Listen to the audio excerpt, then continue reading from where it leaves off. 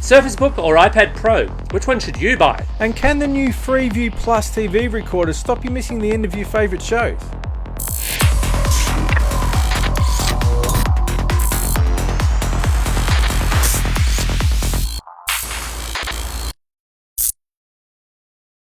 Welcome to Vertical Hold, the tech show where we channel surf through the headlines in search of the big picture. I'm Adam Turner and I'm here with a man who needs a weekly reboot, Alex Kidman. Alex, what's new in tech? Microsoft's announced a couple of new high-end premium Lumia smartphones to take on the likes of Samsung and Apple. The Lumia 950 and Lumia 950 XL don't have Australian release dates and pricing as yet, but they appear reasonably competitive if people can get excited enough about them. The Australian Tax Office has turned its attention to Uber, demanding that drivers declare their income and pay GST by the end of October or face a tax audit. The move comes as UberX is legalised in the ACT but continues to battle the law elsewhere.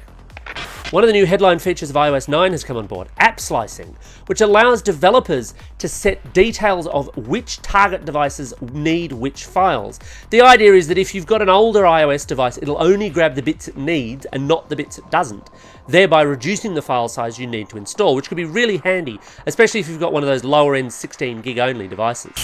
Twitter is having another crack at turning its trending topics list into a news service with the launch of Moments, which offers a real-time snapshot of major world events. Hand-curated by a team of editors, Moments will initially be available in the US but is expected to expand internationally later in the year. So Alex, we've got new Lumia smartphones from Microsoft. Anything there catch your eye? Well, look, I mean, they're nice devices. They're well spec'd. They seem like they're reasonably sort of priced, although we don't have local pricing as yet. But what really caught my eye is Microsoft's having another stab at the high-end Lumia market, and to an extent, they need to. They need to have a premium smartphone to compete against the iPhones, to compete against the Samsung Galaxies. Yeah. But I sadly still think that the market has kind of spoken. The market seems fairly happy with an Apple iOS duopoly. And as much as Microsoft might try, and as much as the new Lumias, because of their Windows 10 underpinnings, might have some nice features, I'm just not all that certain that they're really going to set the world on fire. Yeah, I'm a big fan of the Lumia phones. I really like what they do. But as the old saying goes, if I was going to try and win this race, I wouldn't start from here. Yeah. I just think that they've given the others too much of a head start. It's too much, as you say, if people are either in an iPhone camp or an Android camp.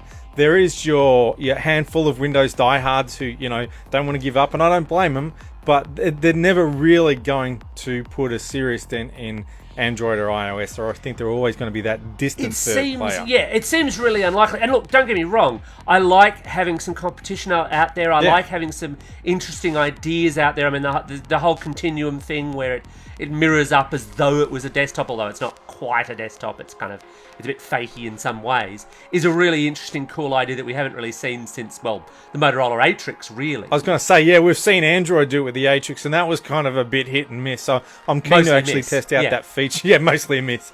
So I'm actually keen. That's one of the features I want to try out and see if that's any good, because that is a real differentiator, if that's a decent user experience, to say to people, this is why you might want one of these instead of the usual suspects. So Alex, we've had a slew of new hardware announcements from Microsoft, and one of them is the Surface Book. Now, I don't know exactly what I was expecting from Microsoft, but I don't think the Surface Book was it. It's a notebook with a detachable keyboard, which is kind of a familiar story. Well, yeah, I mean, it is, and obviously Microsoft's still also playing in its straight Surface Pro category, having introduced the Surface Pro 4, which is kind of exactly what you'd expect a Surface Pro 4 to be.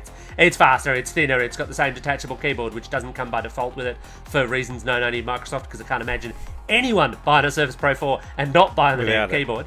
But the Surface Book is something a bit different. It's a much more premium device with a slightly different hardware story to sell, because instead of the Surface Pro idea where it's basically the entire computer is in the tablet and it has the keyboard that latches on, bits of the computer for the Surface Book are in the keyboard. Most notably, the graphics processing unit is sitting in there. So if you're using it in tablet mode, it's kind of it's a much lower power device. You clip it into the keyboard and suddenly it's going to be doing rendering, it's going to be doing, well, games, I guess, but also things like high-end Photoshop much more efficiently. It's an interesting device, but it's also, and I think this is kind of critical, it's a premium price device, and we're seeing a big, I think, resurgence in manufacturers trying to sell premium designed, premium products in the laptop category, rather than just chasing the, right, well, here's our $200 laptop, although those are still around, of course. Yeah, but I mean, you don't really want to get stuck in a race to the bottom, and that's what Apple's always been smart not to play in that space, not to get tempted to join the race to the bottom, and it's worked really well for them. And as you say, if you want to win people away from Apple, you don't win them away with a $200 notebook or a $200 smartphone. So it does make sense to have that premium model, but it does feel a lot like the Surface Pro 4. It's the Surface Pro but starting with a notebook rather than the Surface Pro but starting with a tablet. And this whole dual graphics card thing, we've seen that before, haven't we? Where notebooks would have built-in graphics, but then when you need it, the extra graphics could kick in. Well, we have, although I think this is just about the first where someone's done it in a removable form factor. They've generally been built into the entire thing. Literally pull off the graphics card, Yeah. Although some notebooks have then had external GPU, like fully external GPUs, as little bolt-on units as well. So it's a concept people have played with, and whether or not people will stump up the kind of asking price for these devices is the other kind of critical factor, because again, you could buy a Surface Pro 4 if you really like the form factor, and I mean, ostensibly I haven't had hands-on time, but it doesn't seem as though Microsoft's reinvented the wheel there. The Surface Pro 3 was a really nice unit. Both of us liked it last year. I still do. I suspect the Pro 4 is just going to be, the same but slightly better, as you expect for what is now pretty much an iterative product. They pretty much said, this is what Surface Pro is. This is them jumping more into that hardware space, and of course, for Microsoft, that's also an interesting space to be in, because it still wants to keep the Aces and the Dells and the Lenovos and everyone else who sells Windows hardware on side. And if it starts, of course, gobbling up too much space with Surface Book, they might start saying, well, hang on a minute, we're not so keen to play in your pond anymore. Although, then again, well, this was the question yeah, exactly. This was the question with the Surface Gear as well. Hang on, Microsoft looks like they're kind of, biting their partners who, we want you to sell our software, but by the way, we're going to start selling hardware in competition with you. And now, then you saw Lenovo bring out what, is all but a copy of the Surface Pro 3, acknowledging that, maybe Microsoft had some good ideas in terms of hardware. So there perhaps is room for the two of them to exist, to coincide. And it'll be interesting if other hardware makers try and copy it. I think the difference with the Surface was that, not that they absolutely invented every single concept in it, but they pretty much pushed that model to market first, and everyone else came along and said, oh yeah, we could do something like that, and did. In this case, they're very much coming to the, notebooks already exist as a thing, and in fact, 2-in-1s already exist as a thing as well. Intel's had reference designs for them for a number of years that people have made actual systems out of. They're coming to an established market and saying, right, well, we're Microsoft, here's our version of that. So, again, whether or not people actually jump, whether or not people are enthused by this concept. But what really grabs me with that, of course, is that it's very similar, high price, who exactly is it for, to the iPad Pro, because that's another product.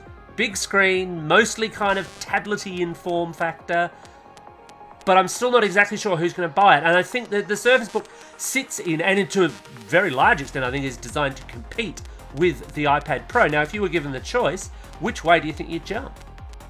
That's the thing, is that and that's what the hybrid space is all about. There's the traditional notebook at one end, your traditional tablet at the other, and then now all these little increments in between. I still think as a productivity tool, I lean more towards the notebook that can do other things than the tablet that can do other things, but it depends whether you value portability, whether you value price, whether you value grunt, and I don't think all of these devices can survive, but I think that at least the Surface Pro concept is one of those in the middle that has got some traction. I expect that one to stay around. So Adam, when I record something on a PVR, especially if I'm recording from commercial TV, it always drives me up the wall when they run late and I'm like 1 minute from the thrilling conclusion and then it cuts out. Especially if there's been a hell of a lot of ads just before that, which I didn't really want to see in the first place. But apparently Freeview has a new PVR solution for this. Yeah. Well, firstly, my condolences for watching free-to-air television. For that exact reason, that the commercial networks are jerks. They're deliberately jerks. They start shows late. They mess around with the schedule. They do everything they can to make life difficult. Now, one of the problems, as you say, is that they run shows late, and the on-screen guide might say that this show runs from 8:30 till 9:30. It actually starts at 8:45 and goes till 9:45, so your recorder misses the last couple of minutes of it. There is a technology that's been built into the TV guide for the last few years, but not many video recorders have used it. It's called CRID data, C-R-I-D. And what this is, it's basically a flag in the signal that doesn't tell you what's supposed to be on right now, but tells you what actually is on right now.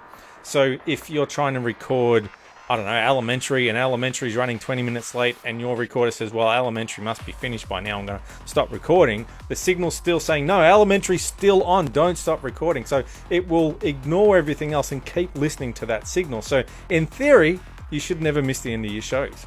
Now, you keep saying in theory, which worries me. Yes, it worries me a lot. So, this technology's been there for a couple of years. The Fetch TV box taps into it. Ice TV Skipper is intending to tap into it.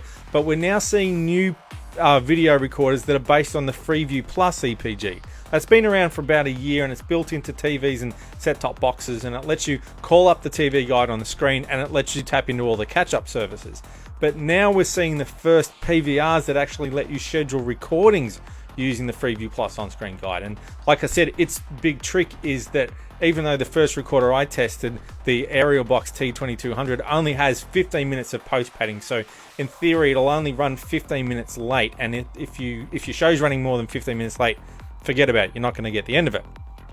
I tested this thing out on a show that ran half an hour late, and it still recorded the end of it. The reason why is because it's actually one of these few recorders that listens to that CRID data. And I was trying to record Gotham. I knew it would run late because it's Channel 9 and it's the middle of the night. What do you expect?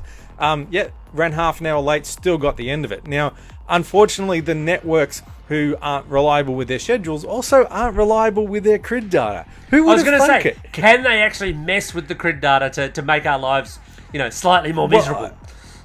I don't know if they're deliberately messing with the CRID data, or if they're just too lazy to do it right, or if they're too lazy to do it right because it messes with people. Exactly how this works, I don't know. But the CRID data is still not 100% reliable, which is annoying because it's meant to be there to compensate for the fact that the EPG is not 100% reliable. But it helps. It definitely helps. Like with this episode of Gotham, I would have missed the end of it. The only other way to do that is if you've got a recorder that will let you add like an hour to the end of every recording, which then chews up through a hell of a lot of hard drive space. So, and obviously uses up one of your tuners while it's doing it too. Yes, and then you have more problems with overlapping shows and conflicts and stuff like that. So the less padding you put on the end, the less trouble you're going to run into trying to record all your shows. Now, I'm not a big fan of Freeview as a concept. I'm not on the Christmas card list. They know that. But actually, FreeviewPlus is probably the first thing they've ever done that's actually any good and worth talking about.